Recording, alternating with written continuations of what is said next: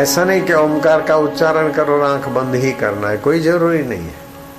ओमकार दिखे, गुरुजी दिखे, स्वस्तिक दिखे, आकाश दिखे, अथवा पेड़ दिखे या पेड़ की डाल से आकाश दिखे, जहां भी आंख की पुतली दाएं बाएं न फिरे, एक टक लगे, आपका मन शांत होने लगे।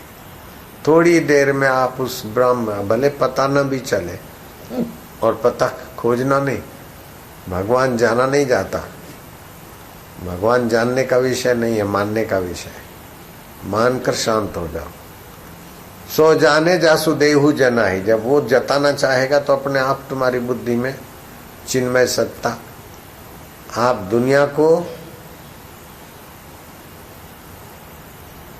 ठीक से जानेंगे तो दुनिया तुच्छ दिखेगी, और भगवान को ठीक से मानेंगे तो भगवान अपना आपा दिखेगा। भगवान को ठीक से माना तो आप उसको छोड़ नहीं सकते, और दुनिया को ठीक से जाना तो उसके तरफ आप, उससे आप उपराम हुए बिना नहीं रह सकते। दुनिया को ठीक से जाना तो उससे उपराम हुए बिना नहीं रह सकते। वो सुंदरी, वो सुंदरे, जरा चमड़ा हटा के देखो, नाक ऊंचा करके देखो क्या भरा है। जरा मानसिक रूप से चमड़ा हटा के एक दूसरे का देखो, ठीक से जानो क्या सुंदरी में भरा है और क्या सुंदरे में भरा है। और कितना भी वफादार है एक दूसरे से, फिर भी कुछ न कुछ कपट रखे बिना नहीं रहते, और अंत में एक दूसरे को छोड़ के मरते। दुनिया का पोल जरा ठीक से जानो ने तो वैराग्य आए बिना रहेगा नहीं। कोई कोई नु नहीं, दीकरो बाप भाईबंध बंधु, धोखा है धोखा। ईश्वर के सिवाय कहीं भी मन लगाया तो अंत में रोना ही पड़ेगा। इधर जाऊं तो सुखी हो जाऊं, इधर अच्छा है उधर अच्छा है, भटकना है। ईश्वर के सिवाय कहीं भी गए तो समय बर्बाद ही करना है। दुनिया को ठीक से जाना तो वैराग्य हुए बिना नहीं रहेगा, और भगवान को ठीक से जाना तो प्रेम किए बिना नहीं रह सकोगे, और वो प्रेम नित्य नवीन आनंद, नित्य नवीन ज्ञान देगा। उमा राम स्वभाव जे ही जाना, ताही भजन तजी भाव न आना। जिसने परमात्मा के स्वभाव को जाना, उसका भजन छोड़कर दूसरे भाव में आता ही नहीं। ऐसा है वो परमात्मा।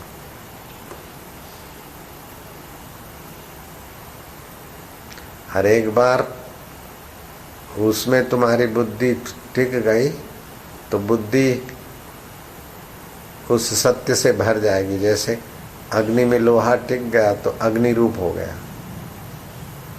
ऐसे बुद्धि उसमें विश्रांति पाएगी तो चिन्मय हो जाएगी। फिर वो बुद्धि रितम भरा प्रज्ञा, रित माना सत्य स्वरूप से भरी हुई मति हो जाएगी। फिर आपको पोथे पढ़कर ज्ञान लाना नहीं पड़ेगा, आप जो बोलेंगे ज्ञानमय प्रसाद। स्वास्थ्य के लिए आपको टॉनिक नहीं खानी पड़ेगी, उसी भगवत सुख से ही स्वास्थ्य मस्त रहेगा। मस्त नहीं लग रहा है क्या? भगवत सुख में रहता हूं। एक कुप्रचार ने तो मेरे लिए बहुत बड़ा भला का काम कर लिया, और साधकों के लिए भी। पक्के पक्के थे, टिक गए, हिलने वाले थोड़े हिल गए और नए लोग आ गए। पंझड़ भी हो गई, नई भर्ती भी हो गई, और मजबूती भी हो गई।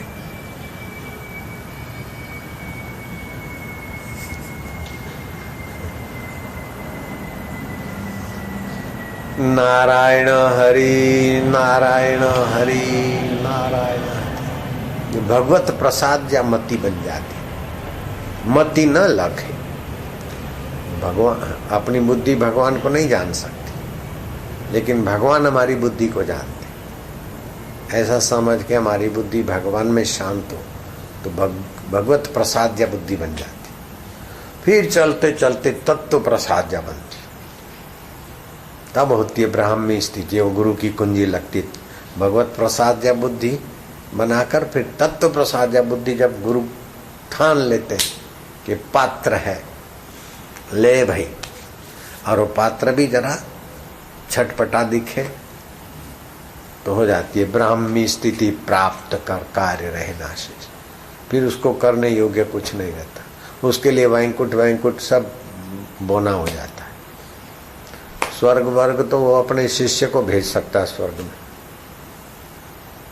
पातकी को अपनी नजर से वो सदगति दे सकता है। ऐसा होता है ब्रह्मवेता। पातकी के शमशान यात्रा में कोई पापी पातकी का मुर्दा जलता हो, कठोपनिषद में आया है। उस पर और भी कई पुराणों में शास्त्रों में मिलेगा आपको। वो ब्रह्मज्ञानी की दृष्टि अमृत वर्षी। ब्रह्मज्ञानी की मत कौन बखाने, वो मति कैसी होती है कोई बयान नहीं कर सकता। ब्रह्मज्ञानी की मत कौन बखाने, ब्रह्मज्ञानी की गत ब्रह्मज्ञानी जाने। इसीलिए अष्टावक्र कहते हैं पुत्र, जनक को पुत्र बोलना, 12 साल का तो बाप और 80 साल का बेटा पुत्र। अर्जुन को भी बोलते श्री कृष्ण श्रद्धस्वतात, और अष्टावक्र जनक को बोलते श्रद्धस्वतात, श्रद्धस्व, श्रद्धा कर। सारे दुनिया के काम श्रद्धा से ही चलते हैं। श्रद्धा बिना दुनिया नहीं चल सकती। डंडे के बल से, आतंक के बल से, बम के बल से, कानून के बल से दुनिया नहीं चल सकती। दुनिया में जो काम करते हैं वो भी श्रद्धा से, ईमानदारी से जो भी करते हैं वो श्रद्धा है उनमें। कर्तव्य करने की श्रद्धा है, वही करते ठीक से काम। श्रद्धा से ही पति पत्नी एक दूसरे से निभाते। नेता को वोट भी देते तो श्रद्धा से कि भाई हमारी सेवा करेगा, लूटेगा नहीं, परदेश में नहीं रखेगा। श्रद्धा से ही तो वोट देते। और नेता भी फार्म भरता है मैं जीत जाऊंगा, वो भी तो श्रद्धा ही तो है। स्कूल में भी पेपर देने जाते तो श्रद्धा ही तो है। रेलवे की टिकट, जहाज की टिकट लेते उसमें भी तो श्रद्धा है। ये मेरी माँ, ये मेरा बाप है, ये भी तो श्रद्धा से तो बाप को मानते हो। देख के बाप को मानते हो क्या? ABCD भी श्रद्धा से तो मानते हो। श्रद्धा पूर्वा सर्वधर्मा मनोरथा फल प्रदा, श्रद्धया साध्यते सर्वम श्रद्धया तुष्यते हरि। जो श्रद्धा तोड़ता है वो मनुष्य जाति का जघन्य अपराध करता है। श्रद्धा के बिना धर्म नहीं होता, श्रद्धा के बिना मनुष्यता का निखार नहीं होता। श्रद्धा गई तो मनुष्यता गई। बैल में, घोड़े, कुत्ते में बच्चे पैदा करते उनमें श्रद्धा नहीं होती। वो डंडे के बल से काम करते और सिंगड़े के बल से अपना काम बनाते। पशु कहा जाता है। जीव जंतुओं में श्रद्धा नहीं होती। श्रद्धा केवल मनुष्य की पहचान। अगर श्रद्धा गई तो मनुष्यता गई। और जिन जिन की श्रद्धा जिसने तोड़ी है उसने उसका सर्वनाश किया है। भले मित्र बनकर। अभी कितना मिल रहा है, बदले में क्या ले रहे? ये सब व्यवस्था है, आपसे बदले में क्या ले रहे? कोई टिकट है, कोई दक्षिणा है, कोई फीस है, कोई उपकार मानना चाहिए। ज्ञानदाता गुरु का जितना उपकार मानो उतना कम है। भगवान राम को गुरु वशिष्ठ कहते हैं। धन से, बांधवों से, उनसे उतना कल्याण नहीं होता है जितना ज्ञानवान के सत्संग से, उनके ज्ञान से कल्याण होता है। तो ज्ञानवान की भली प्रकार सेवा करनी चाहिए, उनका बड़ा उपकार है। अब उन्हीं के लिए अगर कुछ का कुछ सोचता बोलता है तो फिर तेरे कर्म तू जान। तो कोई किसी की श्रद्धा तोड़ता है ना, तो करोड़ों शत्रुओं का काम करता है। जाके प्रिय न राम विदेही तज्य त्याही कोटि वैरिन सम, यद्यपि परम स्नेही। बड़ा परम स्नेही हो लेकिन हमारी श्रद्धा तोड़ता है तो करोड़ों वैरियों का काम करता है वो मूर्ख। पातके बड़ा प्रसिद्ध था वो संत, हमें आदर से गया था, उसने भी मेरा बड़ा आदर किया। लेकिन मेरे गुरुजी की जब बात कही तो उसके चेहरे पर थोड़ी शिकन मैंने देखी, तो फिर से मैंने उसका मुंह नहीं देखा। तू बड़ा है तो अपनी जगह पर है, मेरा आदर किया तो मत कर। मेरे गुरु के लिए तेरे हृदय में जगह नहीं तो मेरे गुरु के लिए तो तेरे चेहरे पर शिकन आती तो मैं तेरा चेहरा कैसे देखूं? मैंने नहीं देखा तो नहीं देखा, वहां से गुजरा कई बार, फिर नहीं देखा। मैं व्यासपीठ पे बोल रहा हूँ सच्चाई से, मुझे पक्की याद। उसके पास सिद्धियां भी थी, पानी में से दूध बना देता था और बहुत लोग मानते थे। कई जगह पर उसके आश्रम भी थे। वृंदावन में भी अभी उनके नाम का आश्रम है, नैनीताल में भी है, कैंची है हिमालय में, वहाँ अल्मोड़ा के पास। मैंने देखा नहीं, वहाँ भी बड़ा आश्रम है उनका, और जगह भी होंगे।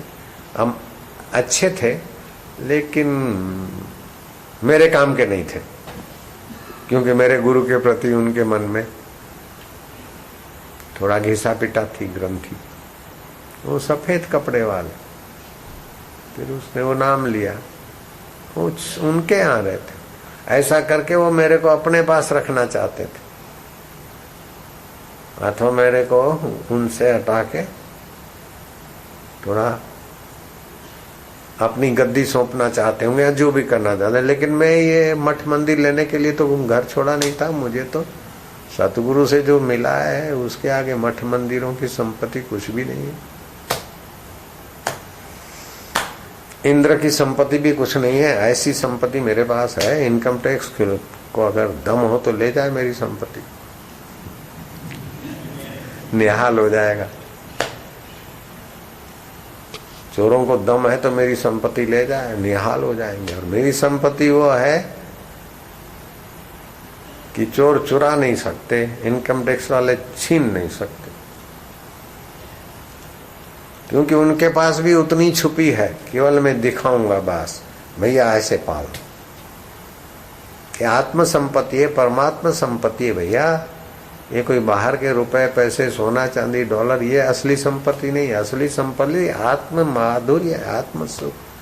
बाहर से कंगाल होता हुआ भी धनवानों को दान कर सकता है, बाहर से अनपढ़ होता हुआ भी पढ़ुओं को पढ़ा सकता है, बाहर से सत्ता विहीन होते हुए भी कईयों को सत्ता का दान कर सकता है। ऐसा वो सम्राटों का सम्राट होता है। ब्राह्मी स्थिति वाले को क्या समझते हैं? ईश कृपा बिना गुरु नहीं, ज्ञान गुरुवर, गुरु बिना नहीं ज्ञान, ज्ञान बिना आत्मा नहीं, गावहि वेद पुराण, ज्ञान बिना आत्मा नहीं, गावहि वेद पुराण, जान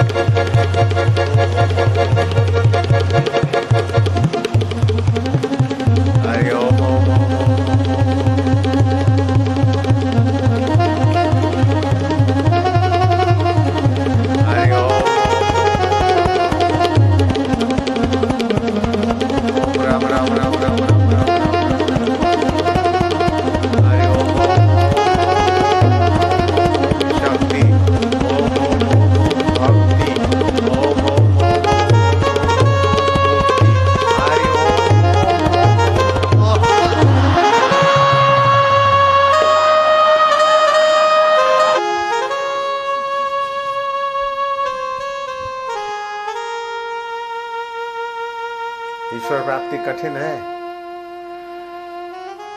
ईश्वर को पाए बिना जिंदगी जीना अच्छा है? ईश्वर को पाए बिना मर जाना अच्छा है? वो अभागा है जो ईश्वर से मिले बिना मर रहा है। वो तो कई बार मरेगा, जन्मेगा।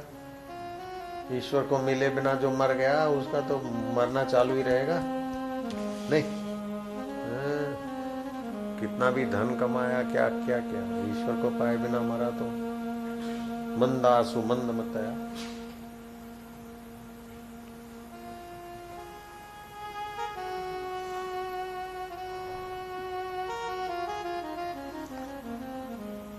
मैं तो तुम्हारी शांति और सत्संग देख के मेरे को तो लगता है कि ऐसा अगर अहमदाबाद में हमको पहले मिलता तो जय गणेश वाले का पीछा नहीं करते, हम इधर ही साक्षात्कार कर लेते। हमने बहुत जगह चक्कर मारे, इधर कोई मिला नहीं था, इधर से उधर घूमे, क्या क्या किया। तुमको तो यहाँ मिला घर बैठे, हमको तो नहीं मिला, इसीलिए हम खूब भटके, खूब।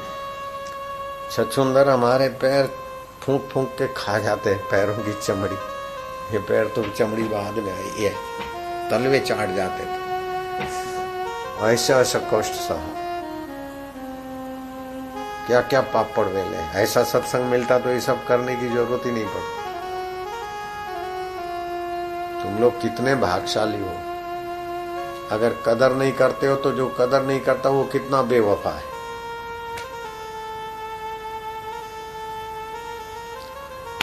कुत्ता भी जिस घर का रोटी खाता है ना, उसे बेवफाई नहीं करता।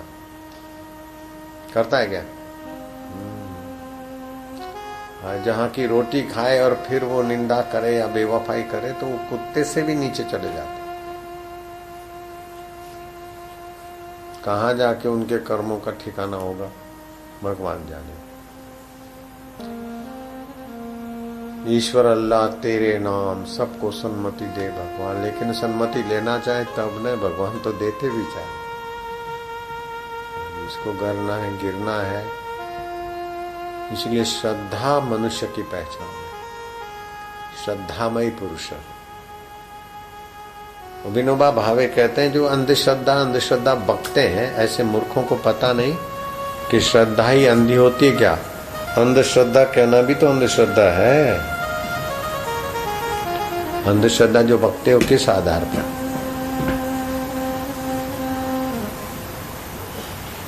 इसलिए जो भक्तों को वो अंधश्रद्धालु बोलते हैं उनकी बुद्धि दयनीय है। भक्त को श्रद्धा के बल से जितना धैर्य है, रस है, तत्परता है, सुख है या उज्जवल भविष्य है, उतना रूखे व्यक्ति के पास नहीं। अरे कुत्ते के मुंह से भगवान की, मनुष्य की बोली भगवान ने बुलवा के दिखा दी। ऐसी कथाएं तुमने सुनी होगी।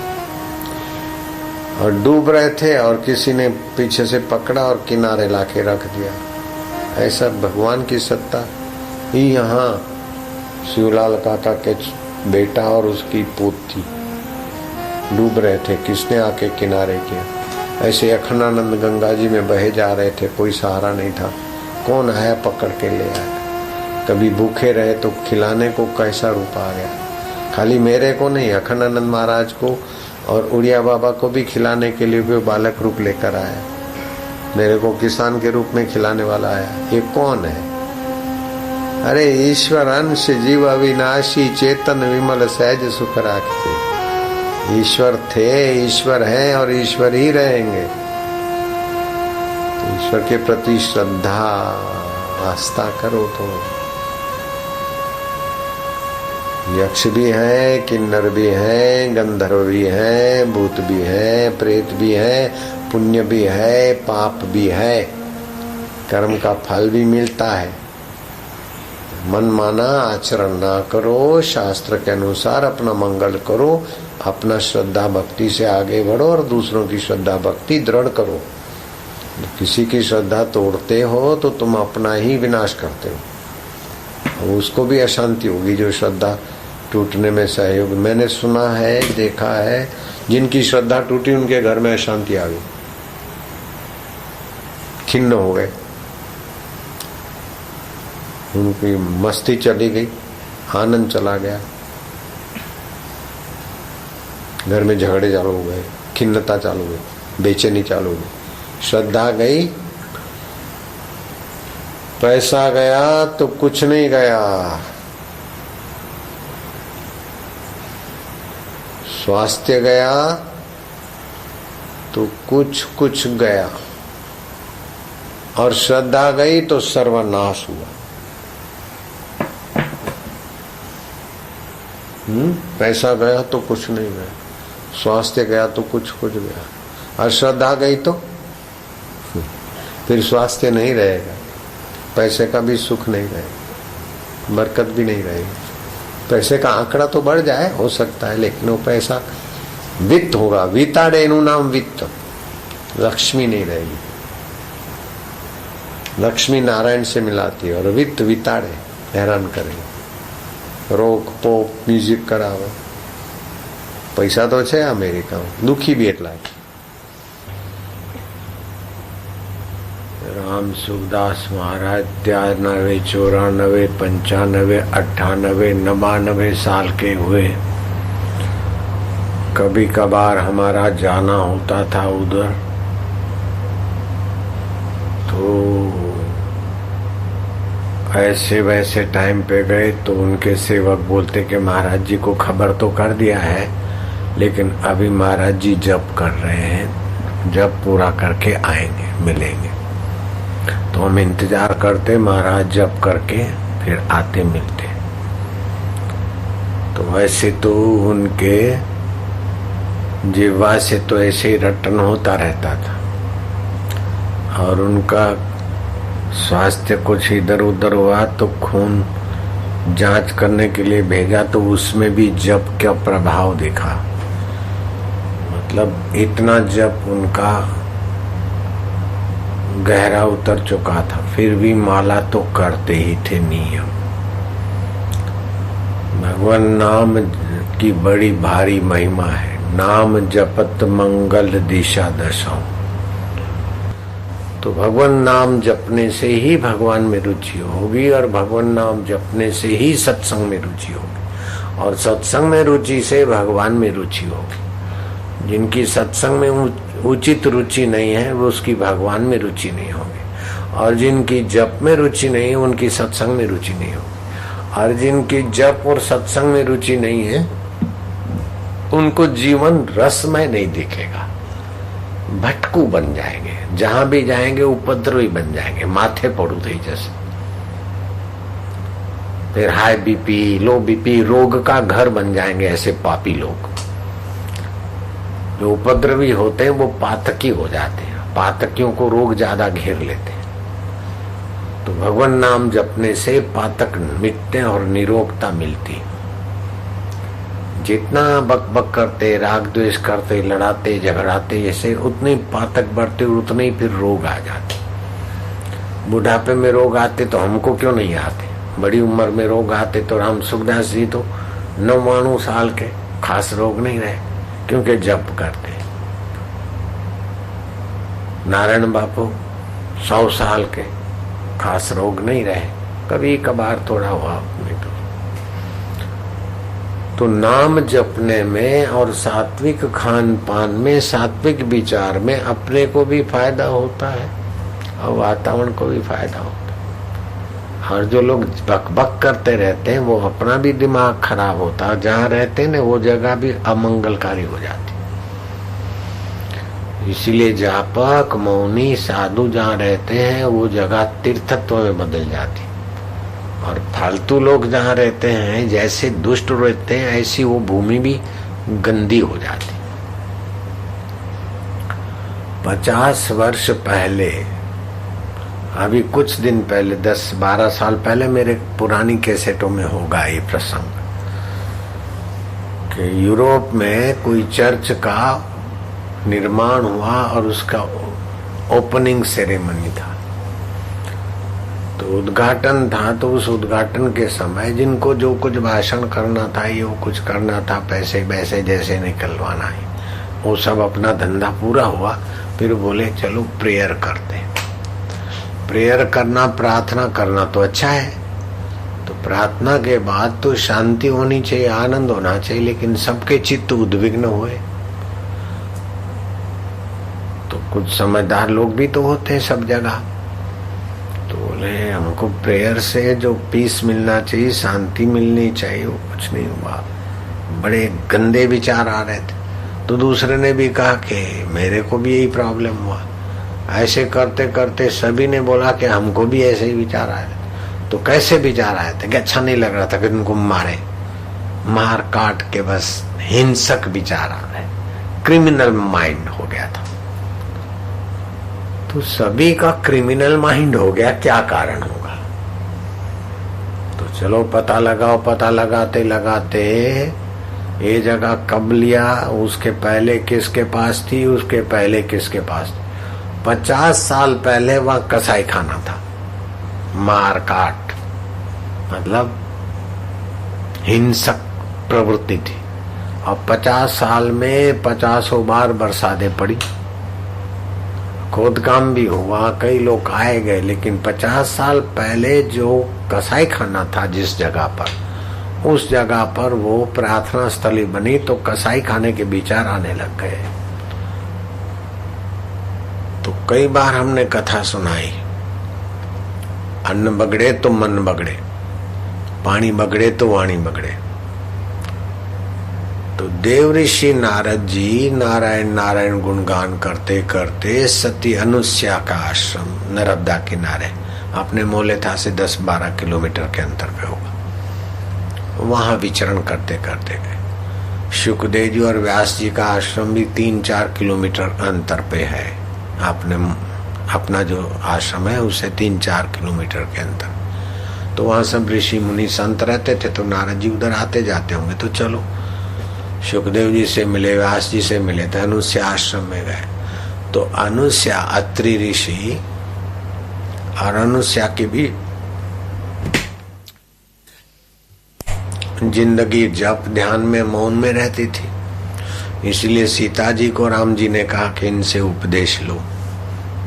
तो सती अनुस्या की कितनी ऊंचाई रही होगी। पति ऋषि मिला तो पत्नी का भी कर्तव्य है ऋषि परंपरा से चलने का। तो उसने, सती ने भी, अनुस्या ने भी ऐसा, और सीता जी भी ऐसी महान आत्मा हो गए। तो कबीर जी के साथ लोई माता भी कम नहीं थी, वशिष्ठ जी के साथ अरुंधति देवी भी कम नहीं थी।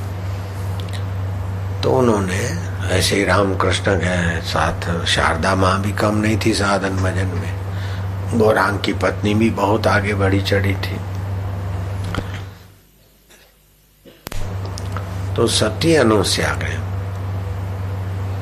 नारद जी को, देव ऋषि बेटे ये लो, मैंने सर्दियां है, जरा मेथी पाक बनाया है, थोड़ा ले खा लो। और नारद जी ने खाया। तो सती अनुस्या अनाज साफ करती होगी तो बक बक करके तो नहीं करती होगी, उनका अजपा जाप, मैं ये जो हलंदो बेचारी जो अजपा जाप, तो उनके हाथ से जो धान साफ हुआ अन्न और उन्हीं के हाथ से पिसा गया। मेरी माँ वृद्ध हो गई, तभी भी मेरे को बहुत बार ऐसा होता, माँ को बोलता माँ तुम्हारे हाथ की रोटी याद आती, तो बेचारी कैसे भी करके बना देती थी। तो बड़ी आनंददायी होती थी। हालांकि ज्यादा घी भी ये वो नहीं, मसाले वसाले, लेकिन उनके हाथ की रोटी मुझे बहुत आनंददायी लगती। तो सती अनुस्या के हाथ का वो मेथी पाक या जो कुछ बना होगा, मेथी पाक मेरी मिलावट है, हाँ, जो कुछ प्रसाद दिया होगा। तो नारद जी का चित्त बड़ा आनंद, मेरे गुरुजी भी कुछ देते तो मेरे को बहुत आनंद आता था। सेव उठा के दे दिया तो बड़ी प्रसन्नता। सेव नहीं होता था, बस वो दिखता सेव था, कुछ खाएं तो फिर किसी को उसमें से उठा के दिया तो फिर पश्चाताप होता कि इसको क्यों दिया मैंने, हम ही खाते। ऐसा आनंद आ जाता।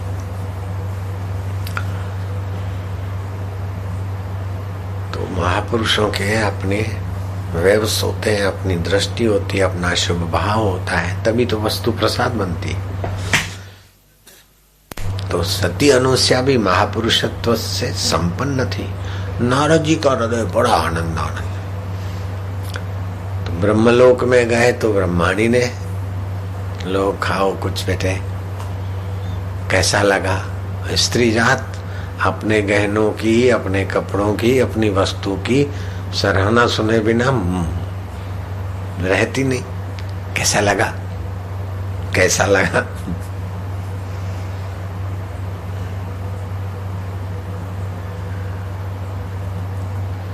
तो माँ तो माँ है, लेकिन सती अनुसया के प्रसाद में जो आनंद था, जो सत्व था, जो ब्रह्म सुख था, उसकी बराबरी ब्रह्मलोक में भी नहीं है।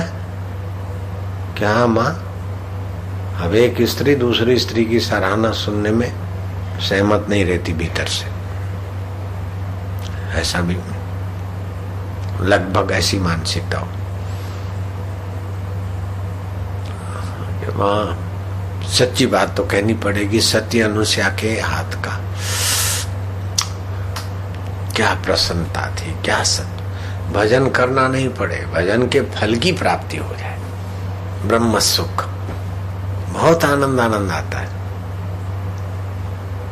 सात्विकता लाने के लिए जब ध्यान करो, लेकिन कभी कभी सत्पुरुषों की दृष्टि और संकल्प या प्रसाद से तो ऐसा आनंद कि महाराज करना नहीं पड़े, भजन का फल छलके। ऐसा तो मैंने कई बार अनुभव किया, कई बार। कभी कभी तो कुछ न करे, चुप बैठे तो भी भगवत प्रसाद जाओ मत। ब्रह्माणी को बता दिया कि ऐसा ऐसा उनके हाथ का प्रसाद बड़ा प्रभावशाली महा, जैसे नाद ब्रह्म पर ब्रह्म, ऐसे प्रसाद ब्रह्म पर ब्रह्म हो गया। नारद जी चल दिए, गए वैकुंठ में। तो फिर लक्ष्मी जी ने कहा, लो बेटे, सर्दियों के दिन ये पाक बनाया, कैसा है देखो, खाओ।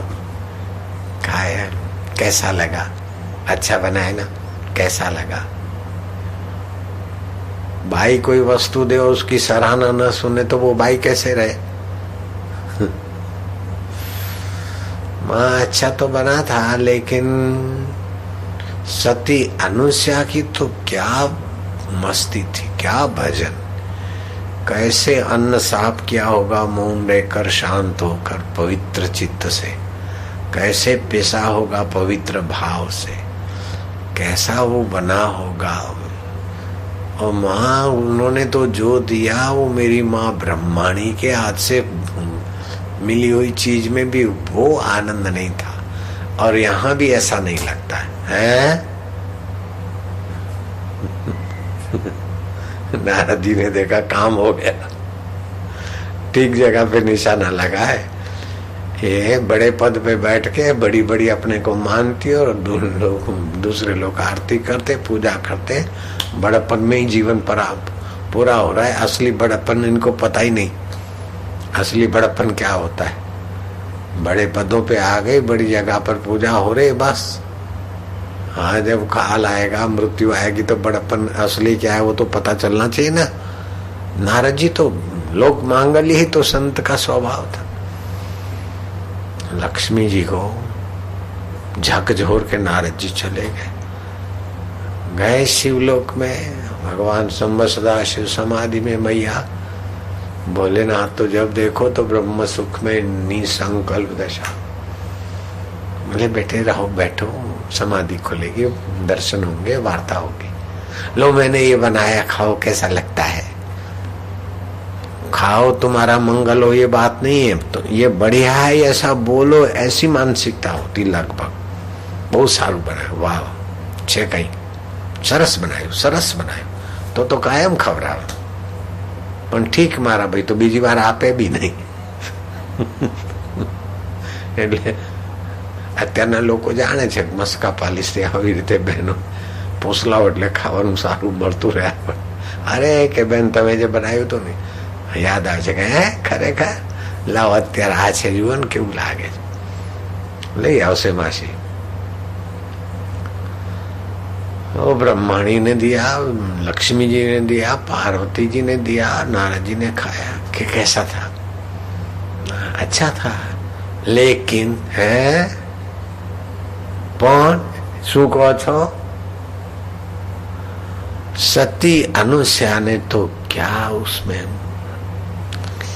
उन्होंने वानगी नहीं बनाई थी, मानो अपना ब्रह्म रस डाल दिया था, मौन का प्रसाद डाल दिया था. चित्त की समता, शांति और ब्रह्म रस में रसीली होकर मैया ने अन्न साफ किया होगा. ब्रह्म सुख में सुखी होती हुई मैया ने आटा पीसा होगा. उस मैया ने ब्रह्म वेला में उठकर वानगी बनाई होगी कि ब्रह्म चिंतन करके, वो मैं नहीं जानता हूँ, लेकिन खाते ही ब्रह्मानंद होता है. हाँ, इसीलिए ठाकुर जी के प्रसाद का महत्व होता है.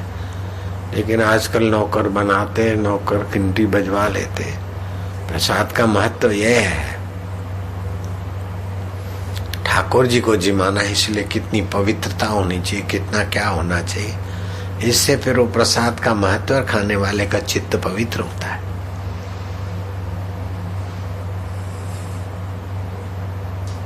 अब तीनों देवियों को हुआ कि धरती पर रहने वाली बाई इतनी महान कैसे, तो हमारा क्या. आपस में एक दूसरे की घुसमुस खुशमुसी, और तीनों ने अपने पतियों को तैयार किया कि सती अनुसया का प्रभाव क्षीण होना चाहिए. देवों ने कहा कि ठीक, जो दूसरों के लिए खड्डा खोदता है ना, उसको ही उतरना पड़ेगा. इनको भी देवियों को पुजवा के बहुत समय हो गया, तो ये इनको भी झकझोरे जरा प्रकृति. नारद जी तो नारद जी है, अच्छा किया. तीनों देव धरती पे आए सती अनुसया का प्रभाव क्षीण करने की. उनकी जो मानसिकता थी उसके अनुसार इन्होंने लीला की. तीनों साधु के रूप में आगे खड़े हो गए. अलख निरंजन नारायण हरि भिक्षाम देहि. अनुसया जी भिक्षा ले आई. इनको तो करनी थी लीला.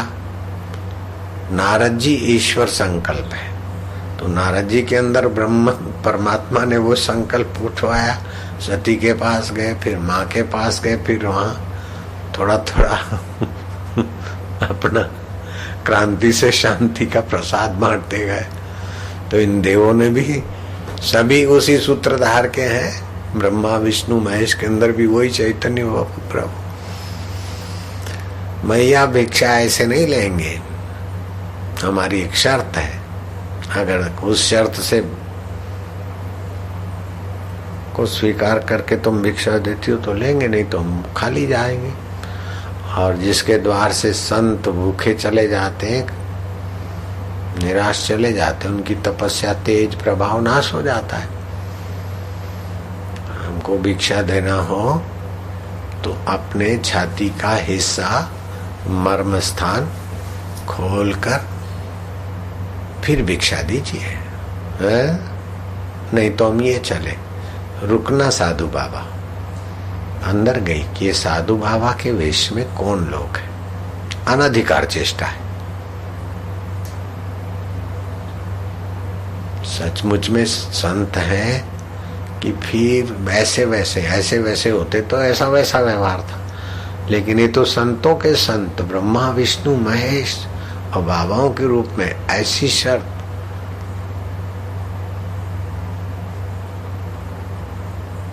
बड़ी प्रसिद्ध कथा है ये. सती अनुसया ने अपना संकल्प दोहराया. ऐसी भी तो देवियां थी, बकबक करने वाले अपनी जिंदगी बर्बाद कर रहे. वो भी तो एक महिला थी.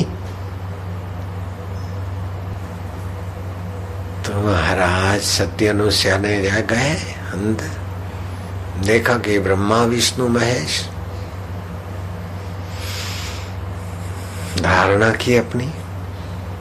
जिस सच्चिदानंद के संकल्प से सृष्टियां होती, वही सच्चिदानंद तो अपना आत्मा भी तो है. सत्यनिष्ठ रहे तो वही आत्म प्रभाव आता है। बेईमान कूड़े कपटी क्या जाने सत्य से क्या क्या विकास होता है और असत्य से कितना नुकसान होता है। बेईमानों को क्या पता, झूठे आदमी को क्या पता आत्म प्रसाद क्या होता है।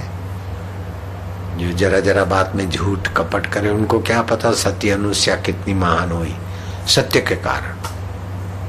आनंदमयी माँ भी तो इसी युग में हो गई सत्य के कारण। वैसे ही बोलती कुछ न करो, खाली झूठ बोलना छोड़ दो, सत्य पे रहो, भगवत प्राप्ति हो जाएगी, ऐसा बोलती थी। मैंने सुना है, भक्त को बताती थी। इसी युग में हो गई आनंदमयी माँ। अभी भी तो लोग कर सकते हैं। आनंदमयी माँ का प्रभाव आध्यात्मिक जगत में था ही, भक्त लोग मानते थे। सत्य अनुसार तो ईश्वर से लेना देना था। ईश्वर अपना आत्मा है, ब्रह्म अपना आत्मा है।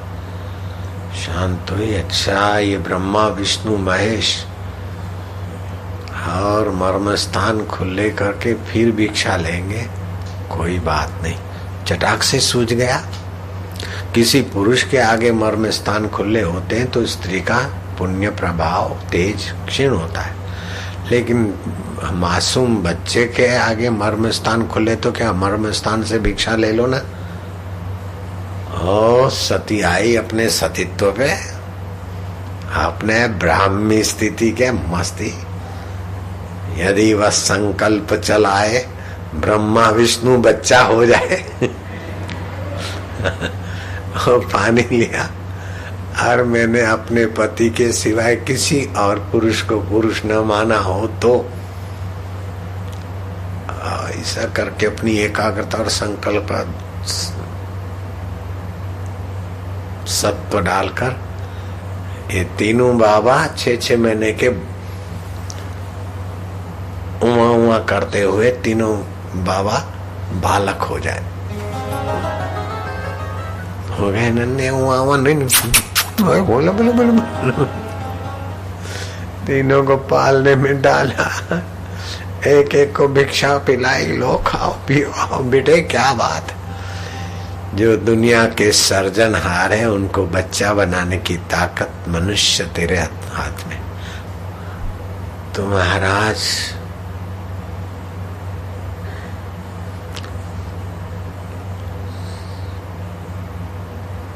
एक दिन 2 दिन 5 25 दिन ब्रह्माणी देखे कि कहाँ गए सफेद दाढ़ी वाले ब्रह्माणी।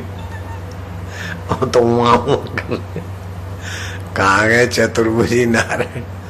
अब तीनों देवियां एक दूसरे में कांटेक्ट किया, बोले हमारे यहाँ नारद जी आए थे और ऐसा ऐसा बोल गए। तो मेरे मन में जरा खुन्नस हो गई, सत्य अनुष्या का प्रभाव नीचे करना। तो बोले बस मेरे मन में भी ऐसा हुआ, अरे मेरे मन में भी ऐसा हुआ। आखिर तो वो देवियां थी, सूझबूझ की धनी थी कि सही कहा है कि जो दूसरे का प्रभाव देखकर ईर्ष्या करता है ना, उसी का प्रभाव अब अपने कोई धरती पे जाना पड़ेगा। तीनों देवियां सामान्य महिलाओं का रूप लेकर धरती पे आई और अपने देवों को खोजने लगी। खोजते खोजते देखा कि वो वीणा लेकर जा रहा है, नारायण नारायण। लक्ष्मी जी को हुआ कि इन्होंने ही इनके घर मेरे घर तुम्हारे घर, इन्होंने ही आग लगाई। अब ये नजीक आए तो इनकी वीणा लेकर इन्हीं की टाल पे ठोक के पूछे कि कहाँ है हमारे देव। हो देव ऋषि आइए आइए आइए। देव ऋषि ने गौर से देखा कि ये ब्रह्माणी मैया लक्ष्मी जी माँ पार्वती, यहाँ धरती पर देवियां क्यों, कैसे आना हुआ? फिर बताते तुम नजीक तो आओ। नारद जी ने देखा कि अब रुष्ट है, नजीक जाना, रुष्ट महिला हो और नजीक जाना खतरे से खाली नहीं। आखिर वो भगवान के संकल्प थे, वो भगवान की अर्धांगिनी थी, तो ये तो भगवान के आत्मा बने बैठे थे। बोले मैया मैंने आजकल अनुष्ठान चालू किया है, तो महिलाओं से 40 कदम दूर रहकर बात करने का नियम है इसमें। मैया आप वहीं से बात करिए। लक्ष्मी जी ने फिर सांस लिया, कहे नारद तो भी बाबा अब हाथ जोड़ती हूँ, बताओ कि वो कहाँ है। बोले कौन? बोले वो कौन? बोले मेरे बाप, जिनको हमने भेजा था सती अनुसुईया का प्रभाव क्षीण करने के लिए, वो हमारे तीनों के तीन पति, हम तीन है न, हमारे तीनों के पति देव, तुम्हारे बाप, तुम्हारे भगवान और माँ पार्वती के। कहाँ है? बोले वो तो गए हाथ से आके। अब तो आप वीणा लेकर नारायण नारायण गाओ, सीताराम सीताराम, जो भी कुछ करना है करो। वो तो सती अनुसुईया का प्रभाव क्षीण करने के लिए साधु बन गए थे, और उन्होंने तो कहा मर्म स्थान खुले करके दो भिक्षा। तुम्हारा मंगल करने के लिए गए थे, लेकिन तुम मूल में जहाँ अमंगल होता है तो परिणाम अमंगलकारी। और तुमने तो पतियों से हाथ धो लेना है, मता है। अब तो वो बड़े हों और कहीं फिर हो मंगनी सगाई वगाई जो भी हो, नारायण मैया अब मुझे समय नहीं है, मैं तो ये चला। ओ मेरे बाप रुक जा, पार्वती कहती रुक जा, ब्रह्माणी कहती बेटे क्या करते हो, रुको ना रुको ना मैया, मुझे अब जाना है थोड़ा। नहीं जरा रुको बेटे। तो उपाय तुम ही बताओगे। क्यों उपाय? तो क्या बताएं, अब आप जाओ और हम ब्रह्माणी है, लक्ष्मी जी हैं, पार्वती जी है, ये मन से निकाल दो। ये सब बाहर की उपाधि है, पद की। आप तो निरापद प्रभु का सुमरण करके सेविकाओं की नाई जाओ, सती अनुसुईया के द्वार पर माँ हम आए घर में, आज्ञा लेकर उनके पास जाओ और बड़ी विनम्र होकर उनसे अपने पतियों को लौटा ले आओ। दूसरा तो कोई उपाय नहीं है। बोले नारद जी ठीक कहते हो, अपने दिन ऐसे होते तो ऐसे ही व्यवहार कर। वो गई मैया प्रणाम। कौन? बोले मैया हम तुम्हारी बहुएं हैं। क्या चाहती हो मैया? हम घर में आए। हाय हाय, आश्चर्य आश्चर्याणाम आश्चर्य। बहू है सासू से पूछती है कि हम तुम्हारे घर में आए, क्यों बहू रानिया क्या बात है?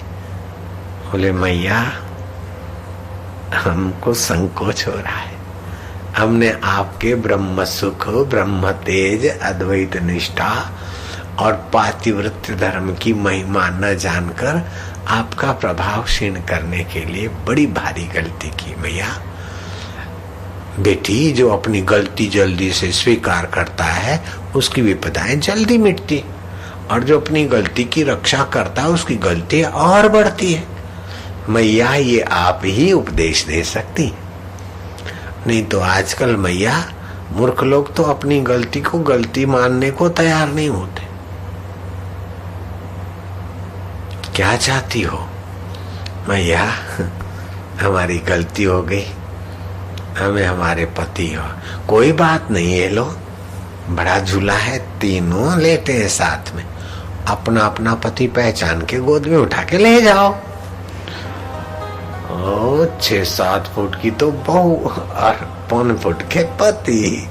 त्रिभुवन में आश्चर्य होगा, एक नया अध्याय शुरू हो गया विनोद और लीला का। मैया ऐसे ना करो, खूब स्तुति की। ना अपना अपना पति पहचान के उठा लो। हाँ अगर लक्ष्मी जी तुमने गलती से, तीनों एक जैसे हैं बालक, गलती से अगर शिव को स्पर्श किया तो मेरा सतीत्व भंग होने से तो बच गया, तुम्हारा सतीत्व खतरे में हो जाएगा सती। कैसी व्यवस्था है भगवान सच्चिदानंद की। भगवान भी चुपचाप नहीं बैठते हैं, चुपचाप में शायद भगवान भी बोर हो जाते होंगे। कभी नारद जी के द्वारा कभी किसी सृष्टि में कुछ न कुछ हुआ करता है जिससे लोगों का विकास हो। अगर ये घटना नहीं करवाते परमेश्वर अंतर्यामी तो अभी इतना आनंद हम कैसे लेते, इतना ज्ञान हम कैसे बोलते और आप कैसे सुनते। ये भी तो उन्हीं की देन है, परमेश्वर की, सच्चिदानंद की, ओमकार के उद्गम स्थान की। जिस ओम स्वरूप का मेरे को याद भी नहीं था कि आज ये कथा करूंगा, सोच भी नहीं सकता था मैं। ये तो ऐसे ही शुरू हो गया तो हो गया। ओमकार का जब होने के बाद जो ये शुरू हो गया, तो ओमकार का उद्गम स्थान जो है वो परब्रह्म परमात्मा है। उन्हीं की सत्ता से मैं अभी बोल रहा हूँ और आप उन्हीं की सत्ता से सुन रहे हैं। वो इतने नजीक है और वे ही है वास्तव में, ये सब आकृति नहीं है। वही निराकार अपना आपा होके बैठे, दूर नहीं है, दुर्लभ नहीं है, पराय नहीं है और सुहृद है, हमारे परम हितैषी है, हमारे परम कल्याण चाहक है। तभी तो हमें ऐसा सत्संग बोलने की बुद्धि देते हैं और आपको सुनने की श्रद्धा देते हैं। ये कोई बाजारू आदमी दे रहा है क्या हमको या आपको? कोई कूड़ा कपटी बेईमान दे रहा है क्या ये ज्ञान? नहीं, ओमकार का जप किया है, परम सुहृद परमेश्वर दे रहे हैं हमारे मंगल के लिए संकेत। कूड़े कपटियों का भी मंगल करने के लिए बुलवा रहे है ना। तो सुहृद है ना, सबके हितैषी है। अब कोई उल्टा ले तो पचे तो जाए, भगवान का तो मंगल करने का स्वभाव है। मंगल भवन अमंगलहारी, मैया कृपा करो, हम नहीं पहचान पाएंगी। अच्छा तो मैं उठा कर तुम्हारी गोद में रख देती हूँ। माँ अब ज्यादा परीक्षा ना लो माँ, और ज्यादा हमें शर्मिंदा ना करो मैया, हम भी आप ही की शरण है।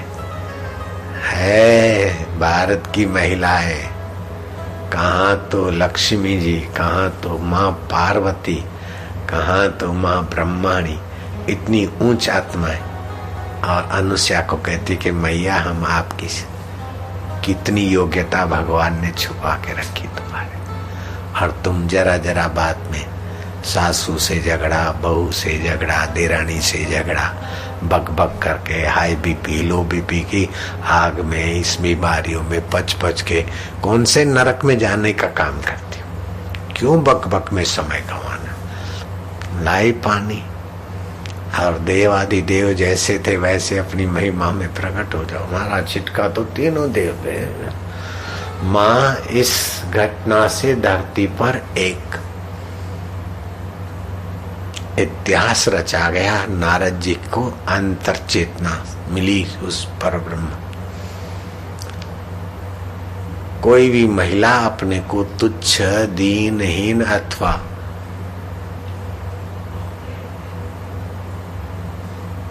विलासी लोगों की भोग्या मानकर अपना जीवन बर्बाद न करे। बॉय कट करे, स्मोक करे, लाली लिपस्टिक करे, कोई मुझे अच्छी डांसर बोले, इसलिए हे देवी तुम्हारा जन्म नहीं हुआ। तुम्हारा जन्म तो आत्मदेव को प्रकट करने के लिए हुआ है लाली।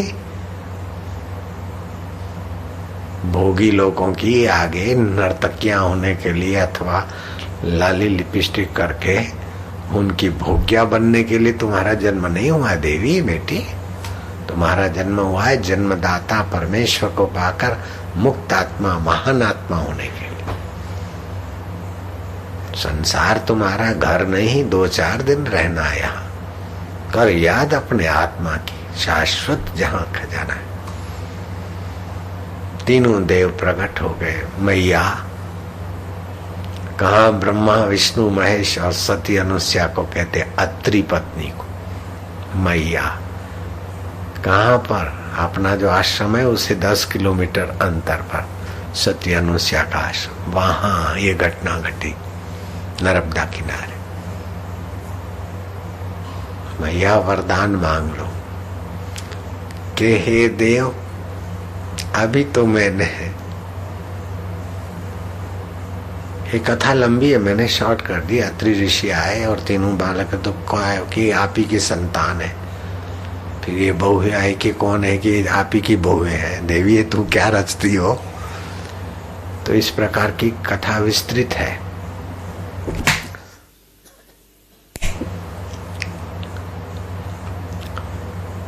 तो मैं कई बार कह चुका कि मनुष्य ने अपना 1,00,000वां हिस्सा विकसित किया, लेकिन सती अनुसुईया ने कई हिस्से विकसित किए, तो ब्रह्मा विष्णु महेश को भी बालक बनाकर दिखा दिया है ना। ये जो ऋषियों की, जो शास्त्रों की बात है, ऐसी घटनाओं से हमारी सजगता करती कि नहीं करती। मेरे गुरुदेव ने नीम के पेड़ को आज्ञा दी और पेड़ चलने लग गया, पेड़ खिसका अपनी जगह से। ज्ञानेश्वर ने चबूतरा चला दिया, भैंसे को जरा डंडा स्पर्श कर से भैंसे के मुंह से वेदवाणी उच्चारण करा दी।